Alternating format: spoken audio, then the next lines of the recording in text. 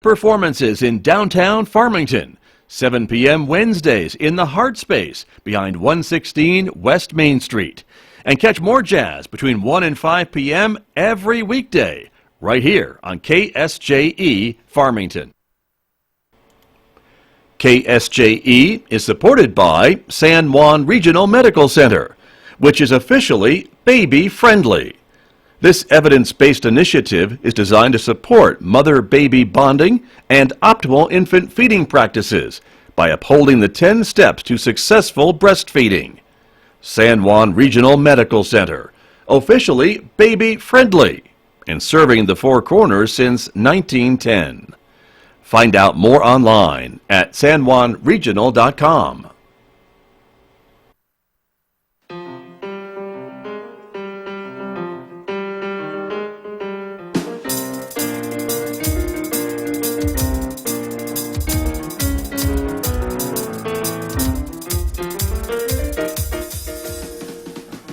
Ten minutes past 8 o'clock. It's Tuesday morning, September 17th. Good morning, everyone. I'm Scott Micklin, and thanks for tuning in to KSJE 90.9 FM here in San Juan County, 103.3 FM now in the Durango, Colorado area, and of course you can listen worldwide at ksje.com. Special good morning, too, to our viewers who are watching the program live on the KSJE YouTube channel and Facebook page. Welcome aboard, everyone. We are glad that you are with us. At the moment, it is 59 degrees here in Farmington, New Mexico as we get going today. I want to take you, though, to Africa, a little bit of elephant cam here at the Tembe Elephant Park in Tongaland, which is in the South African part of the continent. And we do have some elephants on the screen this morning. I haven't ever seen elephants on that camera, but we caught some a few moments ago. Right now, by the way, it's 92 degrees in South Africa at the moment, and they're on their way to a high of 92 after a low overnight of 64 degrees. Now here in San Juan County, a little bit different story. We're going to have a high of 78 degrees with mostly sunny skies today, 56 tonight, 79 tomorrow, 80 on Thursday. Again, upper 70s for a high for the rest of this week with lots of sunshine. Cooler temperatures, though, overnight. Take a look. Mid-50s tonight, down to mid-40s by the weekend. So definitely a change in the weather is here. Coming up on the program in just a few more moments, my guests here from the Aztec School District will be talking with Superintendent Kirk Carpenter and Deputy Superintendent Tonia Prokop. They are patiently waiting for their introduction. Then later on, it's Tuesday, of course, so we'll check in with folks at the Farmington Regional Animal Shelter and show you some of the pets available for adoption this week, and they have a sale on cats at the moment. We'll find out more about that this hour, 8:55 on KSJE. Then, of course, next hour, it's Roving with the Arts with Mick Hess. Mick is playing a lot of waltzes from this composer who you see on the screen, Franz Lehar, and you'll hear some of the waltzes. We'll get you dancing around the living room this morning at 9:06 on Roving with the Arts. And just a reminder, connect with us on social media. You can, of course, like our Facebook page, subscribe to our YouTube channel, follow us on Twitter for breaking news alerts at KSJE_news, or check us out on Instagram as well. Well, let me turn to my guests who are here with me this morning. It's always great to have them here in the studio to talk about education in the Aztec School District and statewide. Superintendent Kirk Carpenter is here. Good morning. Good morning, Scott. Thank you for coming in. Always a pleasure to be here. Great to have you. Also, Deputy Superintendent Tonia Prokop is here as well. Good morning. Good morning, Scott. Thank you both for coming in to talk a little bit about things going on in the Aztec School District. And school year is underway, and you've got a couple of programs coming up, don't you? We do.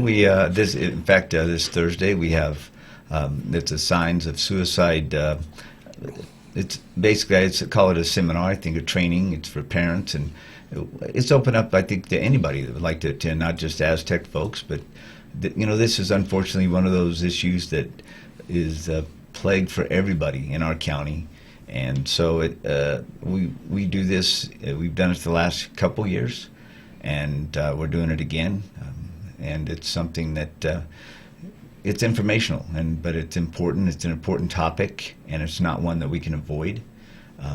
It is, as you would say, kind of an elephant in the room, but it's an important informational thing that we just need to have a discussion about. So we have that, and we're doing it this Thursday at 6 o'clock at Aztec High School in the multipurpose building.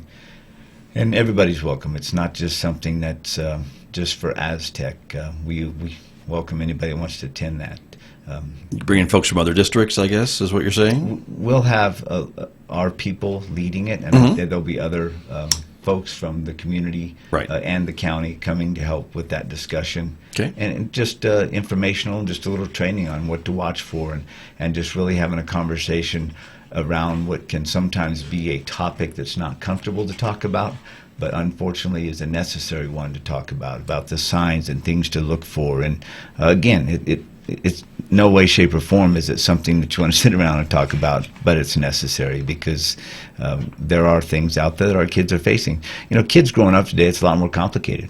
And there's a lot of things that we need to look for in our children. And unfortunately, this county has been plagued by high rates of suicide. So we can't avoid the topic, we can't avoid the conversations, and one of the important things is just getting out and trying to get out in front of these things and give parents and teens and everybody strategies to deal with it. And this is all part of what we've implemented, and all the districts really have, around the Sandy Hook programs, some of the trainings that they've had and we've been able to take advantage of, and just trying to do things to make our schools and communities safer, and try to provide some great resources and things for our kids to make it safer for everybody. Sure.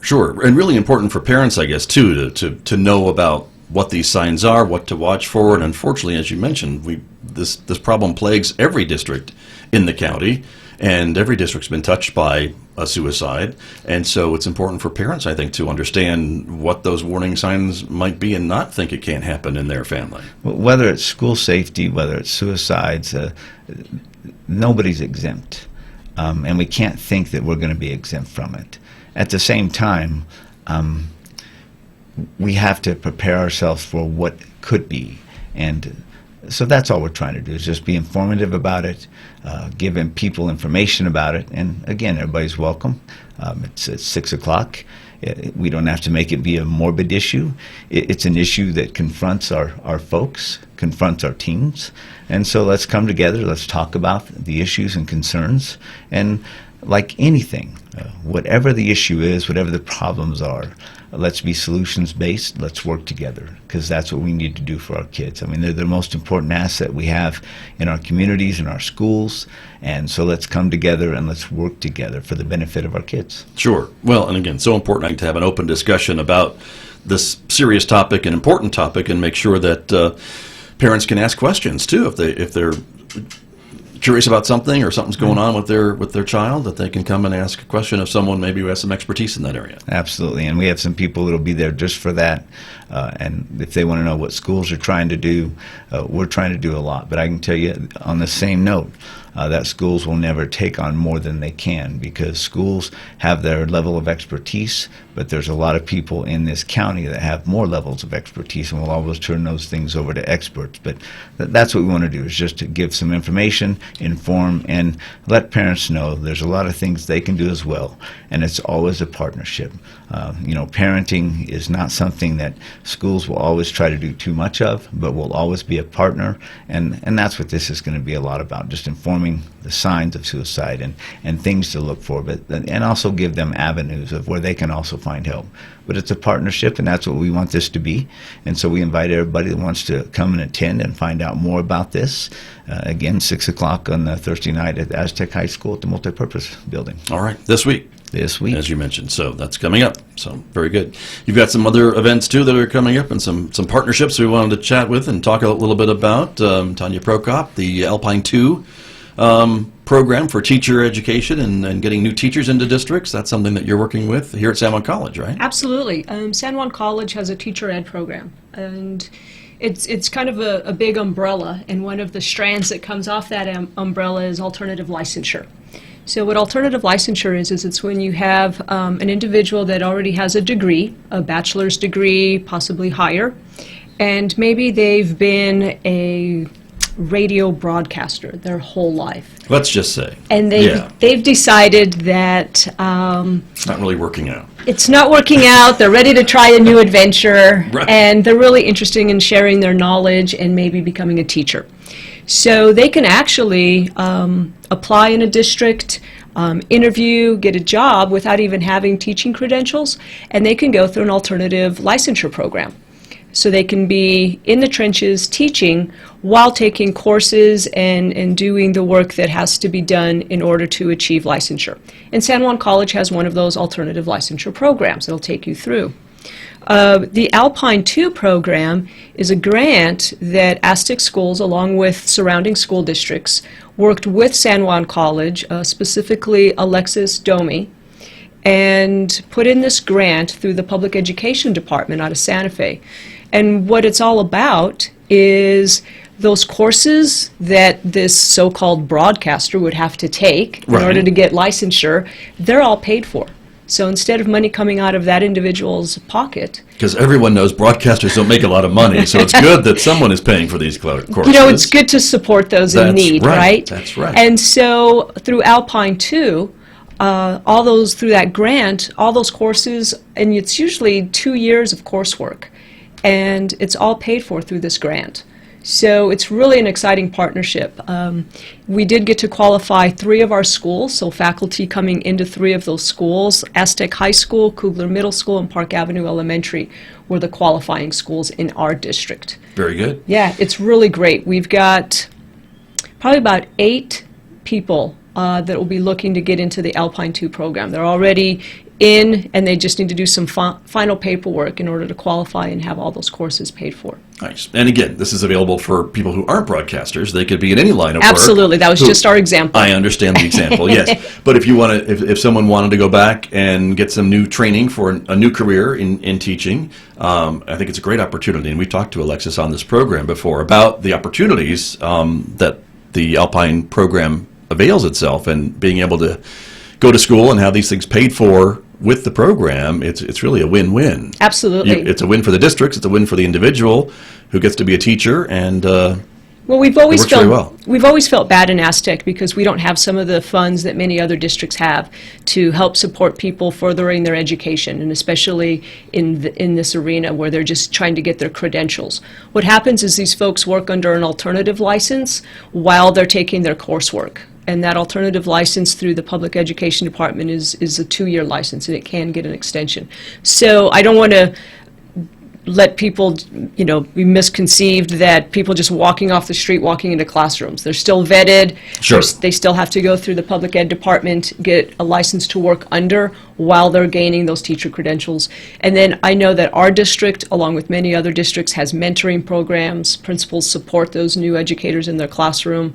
Our principals actually work in almost like a level system of who needs the most support, so they can use their time wisely in being in classrooms and supporting those that need them the most. very good. And we've talked a lot in this program with both of you about the shortage of teachers and the vacancies that you have. It's seemingly every fall, and so this is kind of almost like a grow your own type of situation where you're trying to find folks from the local communities to come in and become teachers in your district. Absolutely, and this is actually the first fall, and as we mentioned last year, we're fully staffed for the first time in, gosh, I want to say 5, 6, maybe even 7 years. Right. So it's, knock on a hard surface Yes. here. I think this is wood. I don't know what we have. We'll take it for now, and then Yes. I'll knock on some real wood later. But yeah, we are fully staffed, and our classrooms. Now, we still may have some long-term subs in some different classrooms because we do have people going off on maternity leave and other things like that. But we are fully staffed, and it's really a great feeling, and it's because of programs like the Alternative Licensure Program, and having one locally and having that great partnership with San Juan College. Right. Mr. Carpenter, let me ask you about your thoughts about this, of being able to get some folks from the community to be trained and be able to go to school and become teachers for maybe Aztec or other school districts, but still have that knowledge of the community. It's got to be a good thing for your students. No, it's very good. There's two sides of things that you bring in. We talk about relevance all the time in our district, and all districts do, about even talking to kids about the relevance of what we're teaching. And you have those people with the real life experience. And so the pedagogy that needs to go along with that is what the alternative licensing does. And, Ms. Prokop has done a tremendous job of, when she talks about us being fully staffed, about how do we do that. And we've done that, as we've talked about earlier show, with some of our Filipino teachers that have come over, and we're just so excited about that. But with this alternative licensing, people have the knowledge. And even broadcasters have a lot of knowledge. So I've heard. We'll keep that in mind, Scott, if you're ever looking. All right, yes, where, sir. with journalism or whatever it may be, but they have the real-life knowledge. But it's that pedagogy that may go into the classroom where they need some training on those types of classes. And so the alternative licensing obviously marries the two. The knowledge base, but how do we handle the classroom management? How do we handle the educational side of all the paperwork, looking at the data, doing the things that are on the education side where maybe they don't have that. They have the workforce knowledge. And so, it's a beautiful opportunity. And we can sit here all day and we could take up all your airtime and say thank you so much to San Juan College and the opportunities we've had with them and the partnership. And it's tremendous. And the way our partnership has grown, the way it's going to continue to grow, Dr. Pendergrass, as president of this institution, we have done nothing but continue to foster our relationship, and for the right reasons, because we both have one thing in mind, and that's a student. And this is another example of that. Every conversation we have is, what do we need to do more to try to make this a better opportunity for high schools and this institution to do more for kids, whether it's for careers, whether it's for college. And this is another great example of that, of just finding ways to make things happen. And in this case, it's for our teachers. And that's exactly what happens every time we get together and we have conversations. And this is another beautiful example of finding ways to pay for something for our staff so they don't have to pull things out of their pocket, because things are tight for everybody, and especially for teachers. They're improving salaries, but we know it's still not where it needs to be, and this is a great opportunity for things to be paid for some of those people coming out of a profession where maybe they even made more, but they want to change and they want to come into education, and maybe they're not making as much, and to try to pay for something else is difficult. So it's a beautiful, beautiful example of a great partnership between the San Juan College and the community schools. There you go. A profession that pays more would not be broadcasting, but I understand what you're saying, Mr. Carpenter. So there you go. And you both of talking about this makes me a little worried, but my key did work this morning coming into work, so I think I'm okay. I think you're But if okay. I need something else, I'll definitely keep your number handy. You keep it. For sure. And if you need something else, Scott, you have a home in Aztec. Okay. Well, thank you very much. I don't think it's that bad yet, but thank you. You've got a youth summit coming up next month that we want to talk a little bit about, too. That's on, the 25th of October? The 25th of October. It's a Mark Wahlberg Foundation, another touchy issue, but a real-life issue, and one that, unfortunately, again, may be on the dark side of things, but talking about the opioid epidemic in our country. Well, it's certainly something we're hearing about in the news daily these days. Daily. And again, in our society, we're faced with these issues, and these are not issues we can avoid. But this is a grant, basically, I say a grant that came to New Mexico because another state backed out. And so it's a last-minute opportunity. Unfortunately, the date finds 2 districts on parent-teacher conferences that day because it's geared towards the secondary schools. And I believe it was Farmington and maybe Central. I can't remember exactly. I don't want to quote that. I know Farmington for sure. They're on parent-teacher conferences, but they were trying to get over 1,000 students to have this summit, have the conversation, talk about the issues. What can we do? How do we better inform our students about the dangers of this? But we're going to have the summit. We're still going to include, Aztec has taken the lead on this. Our very own mental health specialist, Glennis Mays, has been the one that's just taken this, and she's leading, but there's a lot of people involved with this, and community. It's not just school officials, it's community social workers and counselors, and they're leading the summit. Again, it's from the Mark Wahlberg Foundation. There'll be somebody here from the foundation. It's not going to be him himself. I think people were kind of like, can he come? But he can't make it. But it's the only day they could do it. But it's a great opportunity. Again, as we have kids having the conversation, leading the conversation, talking about the issue. I've said it many times, I'll keep saying it. Too many times as adults we try to plan and talk about issues that are dealing with our kids.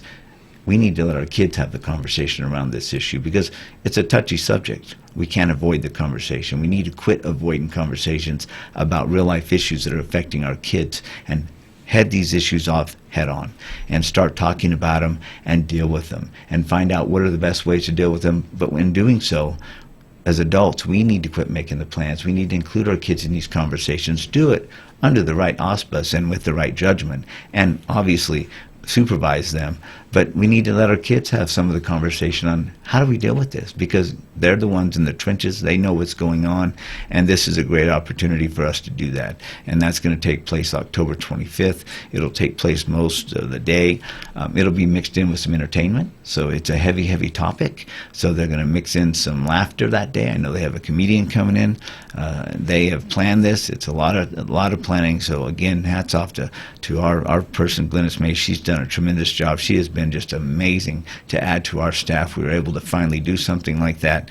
But again, a lot of people are responsible for this. A lot of school folks from around the county, even though their kids may not be able to attend, they're going to bring in some groups, hopefully from their school sites.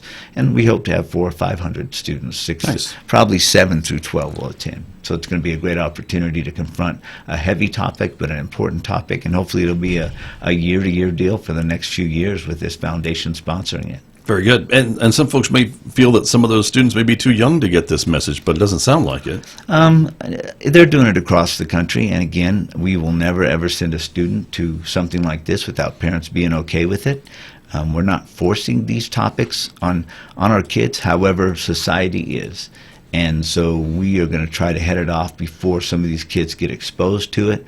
But again, having the topics with kids and having them have the conversation before they get confronted with the conversation, without having the, what I would say, ammunition to stay away from what may be something that gets them in a situation where they're confronted with a real dangerous opportunity down the road. Sure. And so that's what we're really trying to do, is give our kids the tools, if you will, in the toolbox to not have to make a bad decision down the road, but give them the ammunition to stay away from those things, but also to be able to confront what's already a dangerous situation in our country.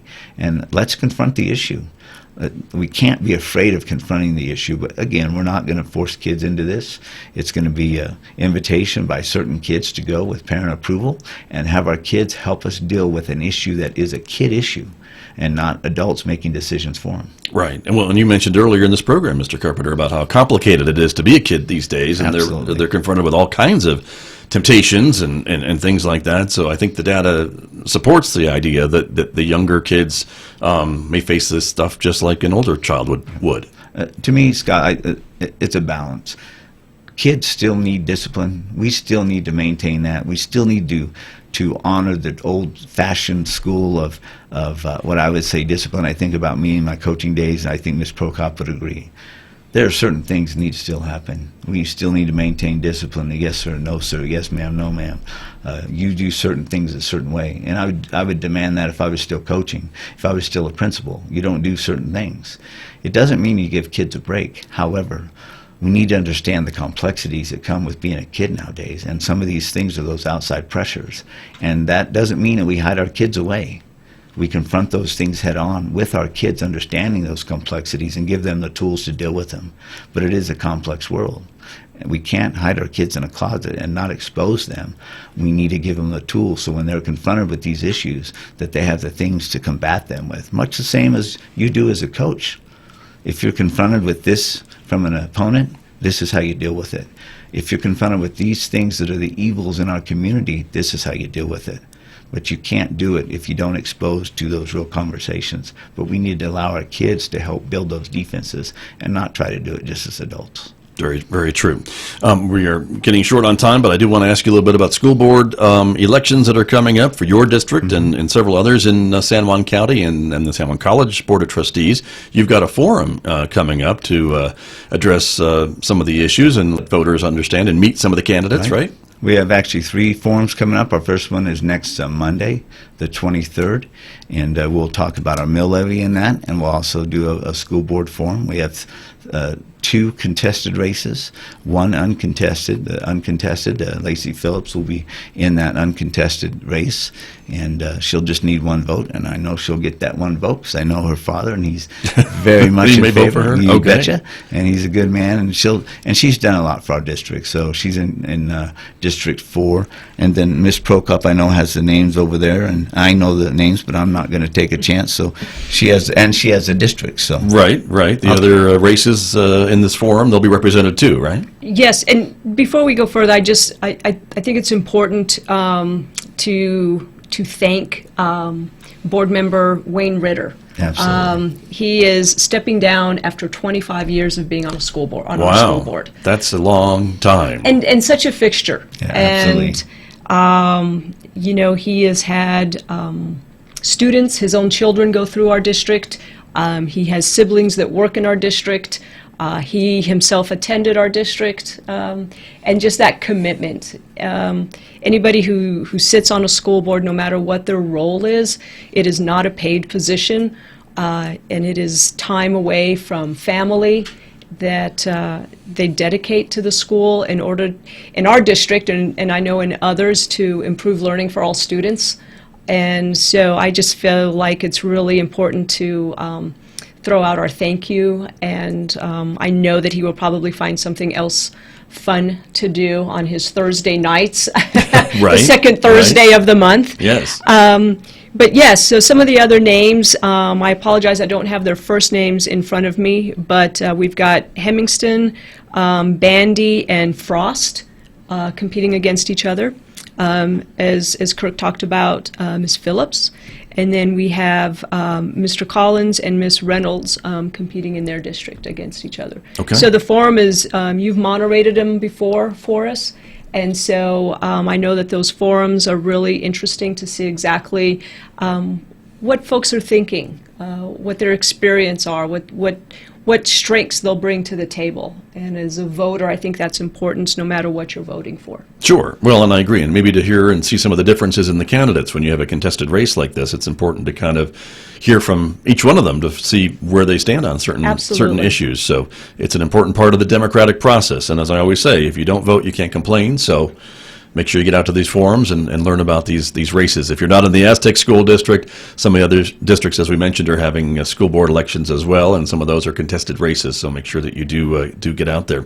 Before we do run out of time, I do want to ask you a bit about yoga and the Aztec School District, and Deputy Superintendent Prokop. I saw a letter that you had written to the Lift Each Other Up Foundation, and to talk a little bit about what they are offering to the district, which I think is pretty outstanding. Yeah, it's really exciting. Stacy Zwesfer Yes. is the owner of Soul Den Hot Yoga Studio. Yes. And also the founder of Lift Each Other Up Foundation. And she has been working in the San Juan County community for about 5 years. She has worked and tried to help first responders and lots of different other organizations. I know this Saturday she'll be at the country club doing a yoga gift kind of donation. Yoga event, yeah, yes, right. Thank you for event. Yes, right. I'm She's actually done going to go out there and give it a try. Oh, good for you. All yes. right. I know she's done it on at the museum. I think there was a Absolutely. yoga with the mayor. She's done it on a deck outside Durango Joe's Coffee. I mean, she'll do yoga anywhere. Absolutely, I think. and Yes. and so much of it is donation based. That's right. And she approached us.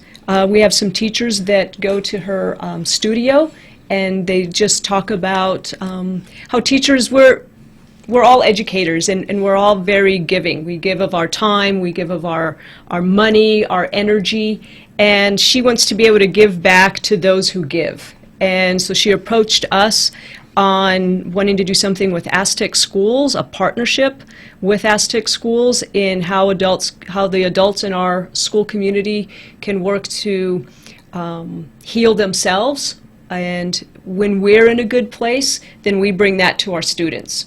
And so we're really excited. The first event will be October 11th.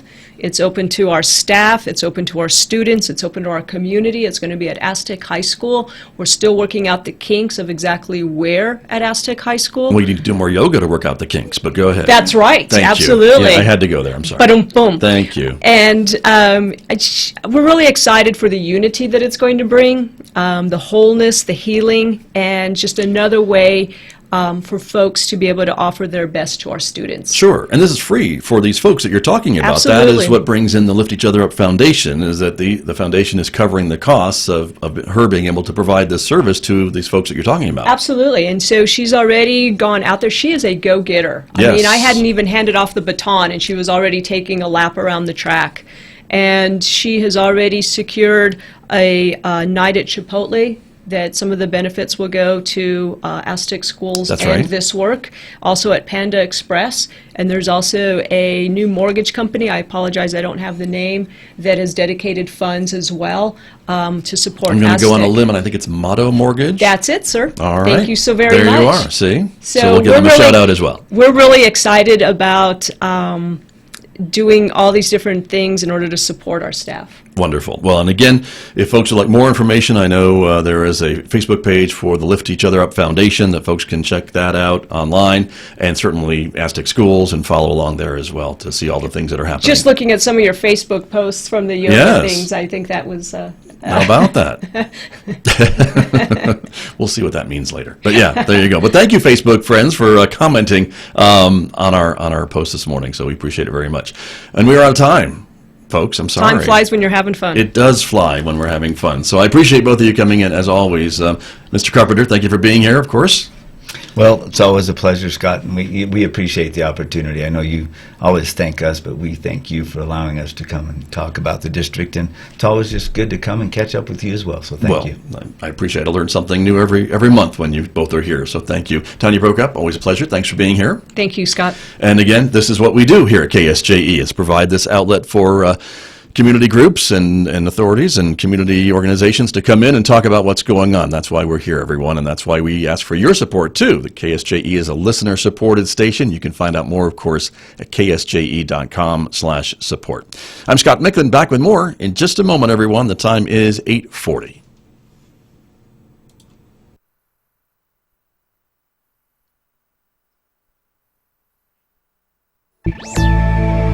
With so much money for startups sloshing around Silicon Valley, where's the investment in climate tech?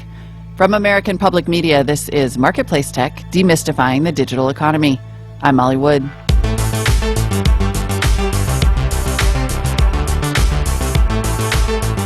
Marketplace Tech is supported by Home Advisor, helping homeowners find local pros for their home projects. Homeowners can get matched to pros, read reviews, and check cost guides at homeadvisor.com. And by ADP, focused on transforming how work gets done with HR, talent, time, benefits, and payroll, informed by data and designed for people. ADP, always designing for people. In our Climate Tech series, How We Survive, we're in the heart of the tech industry this week, Silicon Valley, which is also the home of the huge venture capital funds that back a lot of the innovation here. And those are concentrated in a quiet office park on one little street called Sand Hill Road. So what are they doing to invest in climate tech? It's not an area that we have spent a lot of time in. Scott Cooper is a managing partner at Andreessen Horowitz. It is a big-name firm. It helped kickstart Skype, Twitter, Facebook, and Airbnb. And Cooper says the VC community is a little shy about climate tech. Lots of them invested heavily in solar and other renewable energy 10 or 15 years ago and lost a lot of money when a bunch of those companies went under. I think a lot of the old models, unfortunately, assumed or depended upon government subsidies to make the businesses work. And given how fickle those are with political climates, there was a lot of kind of heartache when some of those things went away. These days, Sand Hill Road does have some venture capital funds that are investing in sustainability. We look for mission-oriented entrepreneurs that are going after really big problems in big markets. Brooke Porter is with G2VP, a clean tech venture fund that is a spin-off from the legendary VC firm Kleiner Perkins. Kleiner decided not to keep green investment in the core fund after